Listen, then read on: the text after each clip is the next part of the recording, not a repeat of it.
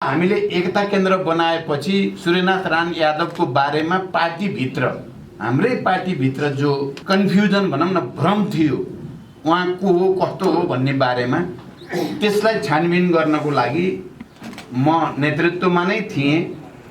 Comrade Giriraj मणि पोखरेल समेतको नेतृत्वमा team बनाइयो, छानबिन गरियो र उहाँ निर्धना घटनामा निर्दोष हुनुहुन्छ भन्ने प्रमाणित गरियो र उहाँ महान शहीद हो भन्ने कुरा पनि हामीले स्थापित गरियो र अनि पार्टीमा कमरेड सूर्यनाथ राण यादव प्रति रहेका तमाम खालका विभ्रमहरू च्यातिए र त्यो एकदम सुस्पष्ट ढङ्गले उहाँ एउटा महान क्रान्तिकारी योद्धा हो, नेता हो र उहाँ क्रान्तिकारी भएकै कारण प्रतिक्रियावादीहरूले उहाँको अजङ्गको व्यक्तित्व थियो, त्यो व्यक्तित्वबाट तर्सेर उहाँलाई बडो कायरतापूर्ण ढङ्गले र षड्यन्त्रमूलक ढङ्गले हत्या गरियो र हत्या गरेपछि पनि कयौँसम्म हत्या गरिएको छैन भनेर जनतामा र पार्टीहरूमा भ्रम दिने षड्यन्त्र गरियो। यसबाट पनि उहाँको व्यक्तित्वको उचाइ र प्रतिक्रियावादी त्यति बेला पञ्चायती तानाशाहीको नीचतालाई चाहिँ राम्रोसँग प्रतिबिम्बित गरेको छ। यो कुरा यहाँ आइ नै सकेको छ। म कमरेड गिरिराज मणि पोखरेलले जे जति तथ्याङ्कहरू राख्नुभयो त्यसको म पनि साक्षी छु। त्यसकारण म ती सबै उहाँले राखेका तथ्याङ्कहरू र उहाँको बारेमा जो चिनारी राख्नुभयो बिल्कुल सही छ। म त्यसलाई पुरै समर्थन गर्दछु। मैले कमरेड सूर्यनाथ राण यादवसँग कहिले अयोध्यामा, कहिले गोरखपुरमा, कहिले देशभित्रै पटक पटक भेटेको छु। उहाँसँग कहिले म गोरखपुरको कार्यालयको स्टाफ जस्तो थिएँ म केही समयको लागि, त्यस्तो बेलामा मैले गोरखपुरमा पनि भेटेको छु भूमिगत रूपमा। कहिले प्लेनमहरूमा, कहिले अधिवेशनहरूमा पटक पटक मैले भेट्ने अवसर पाएको थिएँ र उहाँको जीवनी चाहिँ जसरी सामन्तहरूका विरुद्ध किसानहरूका पक्षमा एउटा नायक, साँच्चै जनताको हृदयमा बसेको नायकको छवि थियो कमरेड सूर्यनाथ राण यादवको। एकातिर प्रतिक्रियावादी, प्रतिक्रान्तिकारी, पञ्चायती तानाशाहहरू र सामन्तको चाहिँ नेतृत्व गर्ने मान्छेहरू थिए त्यहाँ भने अर्कोतिर कमरेड सूर्यनाथ राण यादव आम जनताको र खास गरी किसानहरूको नेताको रूपमा उहाँले ठुल्ठुलो सङ्घर्ष, त्यो त उहाँले बताउनुहुन्थ्यो चाहिँ हात्तीमा चढेर लड्न जानेसम्मका विचित्रका सङ्घर्षहरू त्यति बेला हुने गरेका थिए र उहाँ विजेता हुनुहुन्थ्यो। फेरि उहाँ जनताको हृदयमा हुनुहुन्थ्यो र आफूलाई निकै शक्तिशाली भन्ने पञ्चायती नायिके भन्नेहरूलाई उहाँले परास्त गर्नुहुन्थ्यो। ती कथाहरू पनि उहाँले सुनाउनुहुन्थ्यो हामीलाई र त्यो निकै ठुलो प्रेरणाको विषय हामी जस्ता त्यति बेलाका युवाहरूको लागि चाहिँ क्रान्तिमा अगाडि बढ्नको लागि कमरेड सूर्यनाथ राण यादवले गरेको सङ्घर्ष, पटक पटक गरेको किसान सङ्घर्ष हामी सबैको लागि निकै ठुलो ऊर्जा प्रदान गर्ने विषय थियो। उहाँ दुब्लो हुनुहुन्थ्यो, अघि नै आइसक्यो, थोरै बोल्नुहुन्थ्यो, त्यो धेरै गफ गरेर बस्ने होइन। उहाँ एक्सनको मान्छे हुनुहुन्थ्यो। उहाँ एक्सनमा विश्वास गर्नुहुन्थ्यो, कारबाहीमा, काममा, सङ्घर्षमा विश्वास गर्नुहुन्थ्यो। धेरै गफ गरेर म यस्तो उस्तो भन्ने खाले मान्छे हुनुहुन्थ्यो। तर कम भेला सम्मेलनमा त प्राय बोल्न नपाए हुन्थ्यो भन्ने खाले हुनुहुन्थ्यो। बोल्न अगाडि सर्ने भन्दा ठिकै छ नि अरूले भनेपछि भन्ने खाले हुनुहुन्थ्यो र उहाँ चिया असाध्यै धेरै खानुहुन्थ्यो। उहाँको एउटा चाहिँ त्यति बेलाको परिचय पार्टीभित्र असाध्यै धेरै चिया खाने कमरेडको रूपमा पनि चिनिन्थ्यो र मुख्यतः उहाँको व्यक्तित्व चाहिँ साँच्चै शालीन थियो, सरल थियो। कुनै दम्भ, कुनै कृत्रिमता उहाँको व्यवहारमा, जीवनमा कहीँ पनि झल्किँदैन थियो। यस अर्थमा कमरेड सूर्यनाथ राण यादव हामी सबैको लागि एउटा आदर्श। उहाँको सङ्घर्ष र बलिदान बाहेक उहाँको अरू कुनै स्वार्थ थिएन। उहाँ दुःख पाएका जो कसैलाई पनि सहयोग गर्न उद्यत रहने, तत्पर रहने व्यक्तित्व पनि हुनुहुन्थ्यो। यहाँ अघि ठिकै ढङ्गले आएको छ। साँच्चै कमरेड सूर्यनाथ राण यादव, कमरेड जयगोविन्द शाह, कमरेड रामवृक्ष यादव जस्ता विशिष्ट क्षमता, योग्यता र त्याग बलिदानका प्रतीक बनेका नेताहरूकै कारणले तराई मधेसमा अहिले हाम्रो पार्टी र जनता एउटा चाहिँ प्रगतिशील र क्रान्तिकारी विचारद्वारा उत्प्रेरित, लामो व्याख्या गर्ने समय छैन। त्यो चाहे एउटा ऐतिहासिक सन्दर्भमा कुरा गर्दा पुरानो पिँढीका नेताहरूले गरेको भर्खर पार्टी स्थापना भएपछि 12 पर्सा रौतहटमा भएका सङ्घर्षहरू हुन्, या पछि सामन्तहरूका विरुद्ध किसान सङ्घर्ष धनुषा, सिराहा, सर्लाही, महोत्तरीतिर भएका ठुल्ठुला किसान सङ्घर्षहरू हुन्। तिनबाट पैदा भएका नेताहरूको एउटा टिम भएकै कारणले यस्तो स्थापित व्यक्तित्व खालि मधेसको लागि मात्र होइन, राष्ट्रिय रूपमा पनि एउटा छवि बनेका र देशभरिका तराई, पहाड, हिमाल सबैतिरका क्रान्तिकारीहरूलाई पनि प्रेरणा दिन सक्ने व्यक्तित्वहरू चाहिँ जसरी निर्माण भयो, अहिले हाम्रो जनआधार त्यहाँ अहिले पनि प्रतिक्रियावादीले हुन त धेरै षड्यन्त्र गरेको छ हामीलाई कमजोर पार्न, तर फेरि पनि जनतामा हाम्रो जबरजस्त प्रभाव छ। थोरै मेहनत गऱ्यौँ भने यो पटक आउने चुनावमा चाहिँ हामी फेरि 1 नम्बर हुने सम्भावना त्यहाँ छ। किनभने म अहिले के पनि सम्झिन्छु भने पार्टीभित्र बहस चलिराखेको थियो। मैले कमरेड जय गोविन्द शाहलाई र कमरेड सूर्यनाथ राण यादवको बारेमा पनि बुझ्न भनेर लाहान गएको सम्झिन्छु म। त्यति बेला कमरेड जय गोविन्द शाह पार्टी बचाउनको निम्ति निकै लाग्नु भएको मलाई सम्झना छ। मैले रामकुमार यादव जो अहिले हाम्रो पार्टीको केन्द्रीय समितिको सदस्य हुनुहुन्छ, उहाँको सहयोग लिएर लाहानमा चाहिँ ड्रेनमा बसेको ठाउँमा कमरेड जय गोविन्द शाहलाई भेटेर लामो कुरा गरेको छु मैले। म चाहिँ युवक सङ्घको चाहिँ प्रमुख थिएँ त्यति बेला, चाहिँ भर्खरको युवा जल्दो बल्दो थिएँ त्यति बेला, त अहिले पनि छु छन त। लामो कुराकानी भयो र उहाँले अन्तिम समयसम्म पनि पार्टी एकता बचाउनको निम्ति मेहनत गरेको म सम्झिन्छु। यस्तै व्यक्तित्वहरूकै कारणले हामी गौरवान्वित छौँ र अहिले हामी पार्टी पुनर्निर्माणको एउटा महाअभियानमा जाने भनेर हामीले सङ्कल्प गरेका छौँ। हामी समाजवादी क्रान्ति अगाडि बढाउनको निम्ति विकास र समृद्धिको यात्रा हुँदै सामाजिक न्याय सहितको एउटा नयाँ समाज निर्माणको निम्ति हाम्रो पार्टीले आफूलाई रूपान्तरण गर्नै पर्छ। हाम्रो पार्टी बिस्तारै बिस्तारै यसको एमालेकरण हुन थाल्यो। एमाले जस्तो जस्तो झुट मुट बेइमानी जाल झेल ठग थाल भ्रष्टाचार पद जसरी नै प्राप्त गर्ने गुटै गुट एमाले भने त्यही हो। केपी ओली छन् नि, झुट बोल्न त्यत्तिको सिपालु मान्छे सायद नेपालमा अरू छैन। झुट बोल्न सिपालु, धोका चाहिँ आफूले दिने धोकै धोकाको छ तिनको जीवन, तर बडो सजिलैसँग अर्कोलाई धोकेबाज भन्छन्।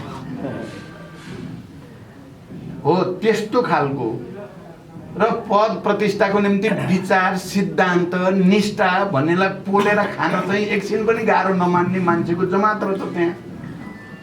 हामीले त केही त छन् त मान्छे त भन्ठान्यौँ, धेरै मेहनत पनि गऱ्यौँ। हुन त मेहनतको फल लागेको पनि छ। अहिले झलनाथ माधव जस्ता पुरानो पिँढीका साथीहरू ठिकै ट्र्याकमा अगाडि बढ्न जमर्को गरी पनि राख्नु भएको छ। हामीले ठुलो सहयोग गरेका पनि छौँ त्यहाँ पनि। तर फेरि जसले आफूलाई अलि वैचारिक भन्थे ती मान्छेहरू सबैले आत्मसमर्पण गरे। केपीको निरङ्कुशता पनि थाहा छ तिनीहरूलाई। नेपालको एउटा भ्रष्ट नेता हो, जाली झेली नेता हो केपी ओली भन्ने पनि थाहा छ उहाँहरूलाई। मलाई र हामीहरूलाई त उहाँहरूले सिकायो यो यति भ्रष्ट, यति बेइमान, यति छली, यति जाली मान्छे छ भनेर हामीलाई सिकाएको चाहिँ घनश्याम, योगेश, गोकर्ण लगायतको 10 जनाको टिम छन्, उहाँहरूले हो हामीलाई सिकाएको। हामीलाई दरसँग टेक्नुहोस्, हामी छौँ साथमा भन्ने पनि उहाँहरू नै हो। तर लास्टमा त सबैले आत्मसमर्पण गर्नुभयो, अनौठो लागेको छ हामीलाई। अनि हामीले केन्द्रीय समितिमा भने हाम्रो पार्टीको पनि बिस्तारै बिस्तारै एमालेकरणै भइरहेको छ व्यवहारमा। उहाँहरूको अहिले एमालेको अरू केही छैन क्या, चाहिँ सूर्य हो, सिद्धि हो। विचार भने नि त्यही हो, सिद्धान्त भने नि त्यही हो, लोगो त्यही लोगो पक्रेर बस्ने। अनि मदन भण्डारी बिचरा, त्यो मदन भण्डारीलाई उनी कुन अलिकति क्रान्तिकारी अलि देशभक्त भएको हुनाले उनको हत्या भएको भन्ने पनि सबैलाई थाहा छ। आफै राष्ट्रपति आफै प्रधानमन्त्री हुँदा चाहिँ त्यसको बारेमा चिन्ता पनि छैन, खोजी नीति पनि छैन भनेपछि कति अनैतिक। जबज भनेपछि भयो, त्यो जबज के हो, अब के गर्न पर्ने हो भन्ने पनि छैन, त्यसमा छलफल जबज सिद्धियो। मलाई चिन्ता हुने गरेको के हो त भने हामी पनि त्यस्तै त्यस्तै हुने भइयो भन्ने चिन्ता लाग्न थाल्यो कि हामी पनि माओवादी सिद्धियो। माओवादी हुनुपर्ने नपर्ने भन्ने चाहिँ माओवादी हो नि। हामी गर्दाखेरि चाहिँ माओवादी होइन, हामीलाई अब कोही कोहीले खाओवादी भन्छन्। एमाले जस्तै गर्ने भन्दाखेरि चाहिँ माओवादी भन्ने, फेरि जनयुद्ध भन्ने, जनआन्दोलन भन्ने, हामी क्रान्तिकारी भन्ने। तर ती सबै क्रान्तिकारी भन्ने, माओवादी भन्ने, सबै भन्ने लोगो जस्तो क्या हाम्रो। अनि जरुरी परे बेला प्रचण्ड पनि भन्ने, त्यो लोगो भयो नि त्यो। अब त्यसमा हामी पनि एमाले भइएला कि भन्ने चिन्ता सहित हामीले केन्द्रीय समितिमा बडो गम्भीर ढङ्गले नै छलफल गरेको हो। समाजवादी क्रान्ति अगाडि बढाउनको लागि सबभन्दा पहिला त विचार विकसित र परिमार्जित र स्पष्ट हुन पर्यो सबै कार्यकर्ता र नेताको दिमागमा र जनतासम्म पनि। हाम्रो विचारको मौलिकता यो हो, हाम्रो समाजवादी क्रान्तिको विचार यो हो, हाम्रो अर्थनीति यो हो, राजनीति यो हो, सांस्कृतिक नीति यो हो, सङ्गठनको संरचना यो हो भन्ने डिस्टिङ्क्ट विशिष्ट क्या हाम्रो पहिचान देखिन पर्यो नि। हाम्रो कार्यकर्ताहरू देख्नेबित्तिकै जनताले थाहा पाउनु पर्यो यिनीहरू माओवादी हुन् भनेर, यिनीहरू समाजवादी हुन्, यिनी चाहिँ न्यायको निम्ति लड्ने योद्धाहरू हुन् भनेर चिनिनु पर्ने ठाउँमा आजभोलि चिनिँदैन क्या हामी। नाम चाहिँ त छ विज्ञापन जस्तो, माओवादी केन्द्र भन्ने नाम चाहिँ हाम्रो छ, तर काम हेर्दा जनतालाई छुट्याउन गाह्रो भएको छ। काङ्ग्रेस कुन हो, एमाले कुन हो, माओवादी कुन हो भन्ने कुरा व्यवहारले छुट्याउन धेरै गाह्रो भएको छ। यही स्थिति रह्यो भने मैले भन्ने गरेको त्यही हो कि यही स्थिति रह्यो भने त्यो पार्टी नभए पनि के हुन्छ र जनतालाई झाल झेल ठग ठाक गरेर पार्टी बनाउनु भन्दा त पार्टी नहुनु बरु राम्रो हुन्छ भनेको नेगेटिभ भने त होइन। मैले पार्टी सिद्ध्याइदिउँ भन्न खोजे त होइन। मैले एउटा प्रतीकात्मक अर्थमा हामी सबैको दिमागमा यो विषयको गम्भीरता चाहिँ बोध होस् भन्नको लागि भने हो। सबैले सोचौँ है, नत्र भने त हामी हाम्रो औचित्य सिद्धिन्छ भन्न खोजेको हो। तर फेरि हामीले साथसाथै के पनि भनेको छौँ नि, यही माओवादी केन्द्र भन्ने पार्टीले मात्रै साँचो अर्थमा समाजवादी क्रान्तिको रणनीतिमा देशलाई अगाडि बढाउन सक्ने, क्रान्तिकारी पार्टीमा आफूलाई रूपान्तरण गर्न सक्ने, नेता र कार्यकर्ताको विशाल जमात भएको, जनाधार पनि देशभरि ठुलो जनाधार भएको यही मात्रै पार्टी हो। त्यहाँ हामीलाई अवसर छ आफूलाई बदल्ने र यो देशलाई सही दिशामा, यो राष्ट्रको स्वाधीनता र स्वतन्त्रतालाई सुदृढ गर्ने शक्तिको रूपमा, मार्क्सवादी विचारलाई स्पष्ट र विकसित गर्ने शक्तिको रूपमा र समाजवाद निर्माणको निम्ति इमान्दारिता साथ जनतासँग जोडिने शक्तिको रूपमा सम्भावना भएको पार्टी पनि हाम्रो मात्रै हो। फेरि अरू पार्टी अहिले छैन देशमा। अरूले कहिलेकाहीँ गर्न खोजे, धेरै गर्लेन्, धेरै गरे। हाम्रो माओवादी पनि पटक पटक टुट्यो फुट्यो, प्रचण्डले बिगार्यो सिद्ध्यायो। हामी गर्छौँ, धेरै नै गर्छौँ, हामी धेरै नै राम्रा छौँ भने साथीहरूले गर्नुहुन्छ भने गर्नुहोस्। मैले त धेरै गाली पनि कसैलाई नि गरिनँ। गरेर देखाउँछन् भनेर अब प्रचण्डले बिगारेकै हो भने त बिगार्नेको साथमा किन बस्नु पर्यो त? ठिकै छ भनियो। अब अहिले 5-7 वर्ष भयो चाहिँ सबैले त हामीले देख्यौँ नि त के रहेछ के रहेनछ। राष्ट्रलाई साँचो अर्थमा माया गर्ने र त्यसको स्वाधीनताको रक्षा गर्न सक्ने विचार र नेतृत्व कहाँनिर रहेछ, कहाँनिर रहेनछ, को भ्रममा रहेछ, को रहेनछ, कसले आजको अन्तर्राष्ट्रिय र राष्ट्रिय परिस्थितिको ठिक लेखाजोखा गरेर दिशा दिने पार्टी रहेछ, को रहेनछ भन्ने कुरा त अहिले देखिएकै छ। अहिले पछिल्लो प्रतिगमन झन्डै प्रतिगमन भइ नै सकिया हो। केपी ओलीले त यो देशलाई धुलो पार्नै खोजे हो नि। अब मलाई कहिलेकाहीँ अनौठो लाग्छ क्या, उसले चाहिँ उखान टुक्का भन्यो भने ताली लाउने देखेर म चाहिँ हैरान हुन्छु। कहिले के ताली लाउँछन् मान्छेले, कुरा भन्नुभयो। त्यस्तो स्थिति हामीले जो देख्यौँ, अब चाहिँ फेरि एकचोटि क्रान्तिकारी जति हिजो जो जहाँ भएको भए पनि एकचोटि सबै बसेर समीक्षा गर्नुपर्ने समय आयो। चाहे त्यो किरणजीहरूले नेतृत्व गरेको चाहिँ समूह होस् या बाबुराम उपेन्द्रजीहरू पनि त माओवादी आन्दोलनकै उपज हो उहाँ पनि, या उहाँहरू होस् या विप्लवहरू उहाँहरू होस् या मोहन विक्रमजीहरू। अहिले हामी कमरेड सूर्यनाथ राण यादवलाई श्रद्धा र सम्मान प्रकट गर्दै गर्दा उहाँहरू एउटै समितिमा मोहन विक्रम, निर्मल लामा, सूर्यनाथ राण यादव त समकालीन सँगै काम गरेका, यी सबैलाई स्मरण गर्दा उहाँहरू पनि अब एउटा ऐतिहासिक समीक्षामा आउनुहुन्छ। अहिले हामी गठबन्धनमा चाहिँ नजिक गएकै छौँ र मलाई के आशा छ भने छिटै नै एउटा ऐतिहासिक समीक्षा हुनेछ र क्रान्ति, राष्ट्र र जनताप्रति इमान्दार जति सबै एउटै केन्द्रमा हामी पुग्नेछौँ। हाम्रो सङ्कल्प पहिलो त आफ्नै पार्टीलाई राम्रो बनाउने, हामी हाम्रा शहीद परिवार, बेपत्ता योद्धा परिवार, घाइते अपाङ्ग या जनयुद्ध र जनआन्दोलनमा हामीलाई सहयोग गर्ने जनताको घर दैलोमा पुगी छान्ने अब, र जनताको घर दैलोमा गएर अलिअलि हामी बिग्रियौँ, पुरै बिग्रिया त होइन, अब बिग्रिन हुँदैन भन्ने कसम खाएर हामी आएका हौँ। हामीलाई यो ठाउँमा पुर्याउने हाम्रा शहीद परिवारहरू, शहीदहरूलाई सम्मान गर्ने कुरादेखि सबै यो आन्दोलनका सहभागीहरूप्रति हामी ऋणी छौँ। हामीले अलि तपाईँहरूलाई बिर्सिन खोजे जस्तो देखियो, हामीले साँच्चै बिर्सेको त होइन। अब हामी फेरि तपाईँहरूकै घर दैलोमा, तपाईँहरूकै झुपडीमा आएका छौँ भनेर चाहिँ गयो भने मलाई के विश्वास छ। र हामी केन्द्रीय समितिका, स्थायी समितिका साथीहरू आज अहिले रात दिन खट्या छौँ हामी सबै नै, एउटा दुईटा होइन, पहिला त एउटै मात्रै खट्या जस्तो देखिन्थ्यो। अब हेर्नुभयो भने हाम्रो स्थायी समितिका र चाहिँ केन्द्रीय समितिका सबै साथीहरू खट्ने प्रक्रियाको सुरुवात भएको छ। देशभरि बिस्तारै उभार आउने सम्भावना देख्छु मैले। देशैभरि फेरि एकचोटि यो राष्ट्र बचाउने, जनतालाई भित्रैदेखि माया गर्ने त माओवादी केन्द्रित रहेछ भन्ने भावना र चेतना बिस्तारै बढ्दैछ। अहिलेको प्रतिगमन परास्त कसले गर्यो भन्ने कुरा हेर्दा पनि जनताले मनमनले हिसाब गरेछ। कहिलेकाहीँ हामी बिग्रियो सबै चिज भन्ठान्छौँ, हेर्दाखेरि जनता चाहिँ बिग्रिया छैन, तलको कार्यकर्ता पनि बिग्रिया होइन, बिग्रेको हामी माथिका नेताहरू नै हो। हामी अरूलाई दोष दिन्छौँ, सबै अर्कै निराशा सबै बढ्यो भन्छौँ क्या। हामी निराशा अरूमा बढ्यो होइन, हामी आफैभित्र बढ्यो हो। नेताहरूमा निराशा बढेपछि अनि सबैतिर निराश भएको देख्न थालियो क्या। हामीले आफू उत्साहित भएर लाग्ने हो भने त यत्रो विशाल पार्टी चाहिँ, यत्रो हजारौँ कार्यकर्ता नेताहरूको जमात छ, हामी कसिएर जनतामा जाने हो भने त फेरि एउटा उभार ल्याउन सकिन्छ। तर आफैभित्र बत्ती निभेपछि त अँध्यारो त देखिने नै भयो। पहिला बत्ती आफैले बाल्नु पर्यो।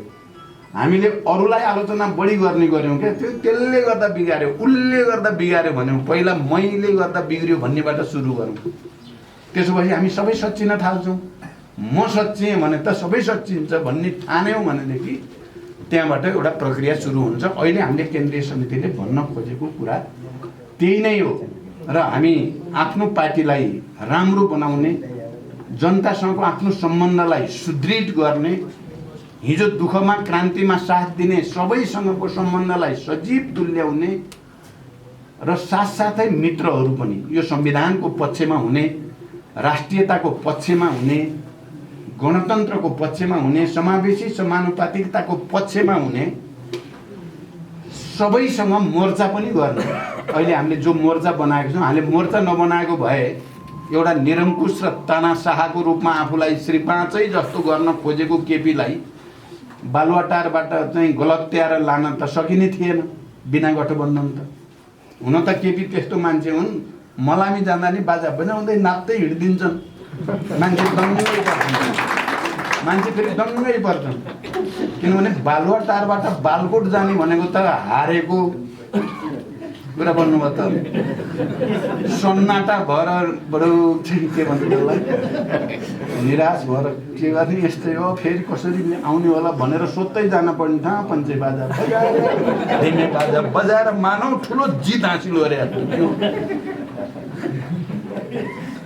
पनि कति करोड खर्च गरेर मान्छे बोलाइएको भन्ने थाहा पाएँ मैले। त्यस्तो गर्न चाहिँ नाटक गर्न सिपालु छन् तिनी।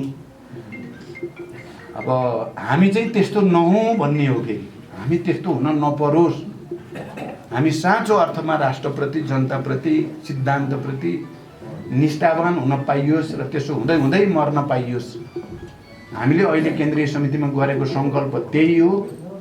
यो कोठामा गएको 2 महिनामा हामीले धेरै ठुल्ठुला महान शहीदहरू र अग्रजहरूलाई श्रद्धा प्रकट गऱ्यौँ, सम्मान प्रकट गऱ्यौँ। आज हामी फेरि त्यही प्रक्रियामा कमरेड सूर्यनाथ राण यादवलाई सम्झिँदै उहाँको सङ्घर्षशील र क्रान्तिकारी जीवनबाट प्रेरणा लिने कोसिस गरेका छौँ। हामी कमरेड नरबहादुर कर्मचारीबाट सुरु हुँदै comrade Ramvriksh Yadav, comrade Suresh Wagle, comrade Postbahadur Bogati हुँदै आज हामी यहाँ आइपुगेका छौँ र ती सबै महान शहीदहरू र अग्रजहरू साँच्चै नै तपाईँ हाम्रो लागि गर्वको विषय हो। हामी सबैको निम्ति एउटा ठुलो पुँजी सम्पत्ति हो यो पार्टी र यो आन्दोलनको। त्यसको रक्षा गरौँ। उनीहरूको त्यागपूर्ण र सङ्घर्षपूर्ण जीवनबाट प्रेरणा लिने कोसिस गरौँ। मलाई लाग्छ हामीले आफैलाई राम्रो बनायौँ भने मैले के देख्छु, अहिले मैले सबैतिर भनेको छु। अस्ति प्रदेश नम्बर 2 जनकपुरमा म गएको, तपाईँहरूले थाहा पाइसक्नुभयो। त्यहाँ साथीहरूसँग भेट भयो, नेताहरूसँग भेट भयो, कुराकानीहरू भए। सबैतिरको चाहिँ हेर्दा हामीले सबैले एकचोटि आत्मसमीक्षा गरेर जनतासँग जोडिन जानेर जनतासँग गएर अलि आत्मालोचक भएर प्रस्तुत हुने हो भने हामी सजिलै 64 मा जस्तो 1 नम्बर पार्टी हुन सम्भव छ र कसैले रोक्न सक्दैन भन्ने देखिन्छ। तर हामीले अल्छी गऱ्यौँ, जाँगर निकालेनौँ, अब यस्तै हो भन्दै गर्छन् ठानियो भने चाहिँ फेरि हाम्रो स्थिति अप्ठ्यारो हुन पनि सक्छ। त्यसकारण मैले चाहिँ प्राय प्रशिक्षणहरूमा भन्ने गरेको के भने एउटा वडामा 100 देखि 200 जना हाम्रा समर्थक समिति पार्टीको नेतृत्वमा बनाइयो। जनता पनि, बुद्धिजीवी, किसान, मजदुर, विद्यार्थी, युवा, महिला सबै चाहिँ जोडेर 200 एउटा वडामा, अहिले त वडा भनेको गाविस हो हिजोको, एउटामा 100 देखि 200 बनाउन असम्भव छैन, पुरै सम्भव छ। 200 बनाइयो भने झन्डै 15 लाख मान्छे चाहिँ हाम्रो सङ्गठित हुन्छन्। सबै वडामा त्यति गरियो भने 15 लाखले 3-3 जना भोटर चाहिँ जम्मा गर्ने जिम्मा दिइयो र 3-3 जना भोटर जम्मा गरियो भने कति हुन्छ? 45 लाख हुन्छ। भनेको त्यो त अब बहुमतै हुने बेर मान्दैन। ल त्यति पनि भएन, 2-2 जना बनाइयो भने चाहिँ 30 लाख हुन्छ। 30 लाख भएपछि 1 नम्बर पार्टी हुन गाह्रो छ त भने कहीँ कतै गाह्रो छँदै छैन। त्यसो भएको हुनाले म हाम्रा अग्रजहरू, हाम्रा महान शहीदहरू, आदरणीय व्यक्तित्वहरूलाई सम्झना गर्दै गर्दा, सम्मान प्रकट गर्दै गर्दा यही सङ्कल्प हामीले लिनु छ। एकपटक लिउँ कमरेडहरू, एकपटक हामी सबैले आँखा चिम्लेर देशको लागि, पार्टीको लागि, आन्दोलनको लागि चाहिँ यो देशको नेतृत्व गर्यो। किन हामीले नेतृत्व गरेन भने अरूले बिगार्ने मात्रै देखियो। किन होला भन्ठानेर एकता गरे हो नि त हामीले त। तर अब खलनायकसँग परेपछि त बडो अप्ठ्यारो भयो। हामी हारे पनि होइन, हामीले जितेकोलाई नै हारे जस्तो बनाइदिए। अब त्यसकारण फेरि एकचोटि हामी जुरुमुराएर हामीमा लागेको धुलो मैलो टकटक्याउँदै उठेर चाहिँ दौडिन थाल्यौँ भने हामीलाई चाहिँ, किनभने एजेन्डा हामीसँग छ, विरासत, क्रान्तिकारी विरासत हामीसँग छ, सबै मुद्दाहरू हामीसँग छ।